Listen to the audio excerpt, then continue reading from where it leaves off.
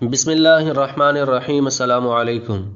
عزیز ناظرین، آج کی اس ویڈیو میں ہم حمل کی حالت میں بیوی سے جماع اور اس کے فوائد اور نقصانات پر بات کریں گے،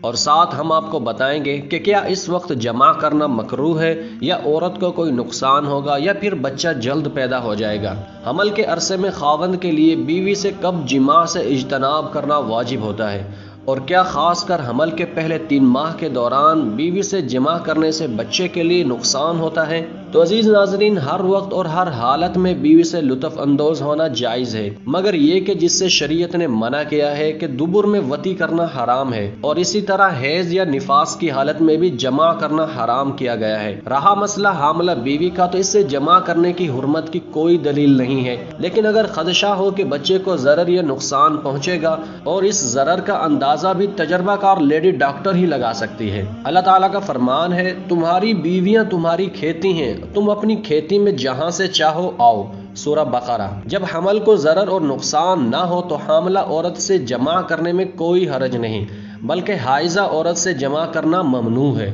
ایک دوسری جگہ اللہ تعالیٰ کا فرمان ہے، اور آپ سے حیض کے بارے میں دریافت کرتے ہیں، آپ انہیں کہہ دیجئے کہ حیض کی حالت میں عورتوں سے علیحدہ رہو، اور ان کے پاک ہونے تک ان کے قریب مت جاؤ۔ جب وہ پاک صاف ہو جائیں تو پھر جہاں سے اللہ نے حکم دیا ہے وہیں سے ان کے پاس آؤ۔ یقیناً اللہ تعالیٰ توبہ کرنے والوں اور پاک صاف رہنے والوں سے محبت کرتا ہے، سورہ بقرہ۔ اور نفاس والی عورت بھی اسی طرح ہے کہ اس سے پاک ہونے تک جماع نہیں کیا جائے گا، اور اسی طرح حج اور عمرہ کا احرام باندھنے والی عورت سے بھی یہی حکم ہے۔ شیخ عبداللہ سے عورت کے جماع کے بارے میں دریافت کیا گیا تو انہوں نے کہا، شریعت اسلامیہ میں حاملہ عورت سے خاوند کا جماع کرنا ممنوع نہیں ہے، لیکن اگر کوئی تجربہ کار ڈاکٹر کسی خاص حالت کی بنا پر یہ فیصلہ کریں کہ اس سے جماع کرنا اس کی صحت کے لیے نقصان دہ ہے تو یہ حالت خاص ہے، اس پر قیاس نہیں کیا جائے گا۔ اور یہ مسئلہ کہ حمل کے آخری مہینے میں جماع کرنا بیوی کے لیے نقصان دہ ہے یا نہیں، اس کے بارے میں تجربہ کار لیڈی ڈاکٹر سے رابطہ کیا جائے، کیونکہ یہ عورت کی طبیعت اور حمل کے اعتبار سے مختلف ہوتا ہے،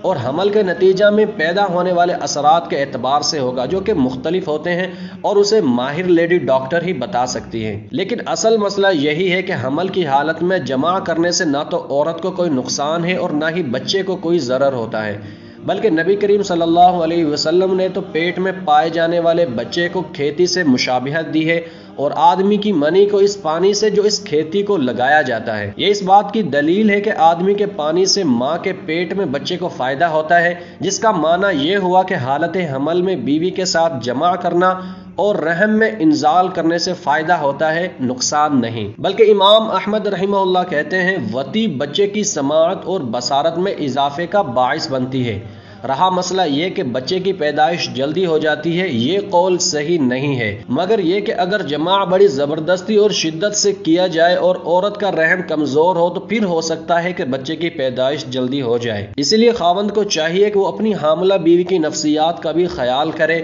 اور اس کی تکلیف کا بھی، اور خاص کر آخری ایام میں، کیونکہ اس کے لیے تو بیٹھنا بھی دوبھر ہو جاتا ہے۔ اسی لیے خاوند کو جماع کے لیے مناسب حالت اختیار کرنی چاہیے، تاکہ بیوی کو ضرر نہ ہو اور نہ ہی بچے کو کوئی نقصان پہنچے۔ دوستو، ہمیں امید ہے کہ آج کی ہماری یہ ویڈیو آپ کو بہت پسند آئی ہوگی، اور آپ جان چکے ہوں گے کہ حمل کے دوران بیوی سے ہم بستری کرنا جائز ہے یا نہیں۔ اللہ پاک ہمیں دین کے تمام مسائل کو سمجھ کر عمل کرنے کی توفیق عطا فرمائے، آمین۔ السلام علیکم۔